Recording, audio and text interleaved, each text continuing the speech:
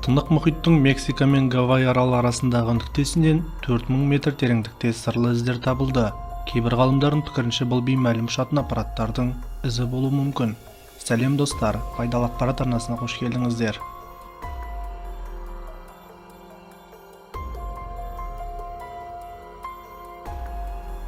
Ұзындығы 2,5 метр, тереңдігі 30 сантиметрлік іздер Саутгемптондағы ұлттық мұхиттану орталығының ұлыбританиялық ғалымдары жіберген роботтардың көмегімен анықталған. Ұлыбританиялық ғалымдардың мәлімдеуінше, іздер табылған жерде тау кеңістері немесе ғылыми операциялар өткізілген емес. Сонымен бірге балықтар мұндай із қалдыра алмайды, себебі олар тым үлкен.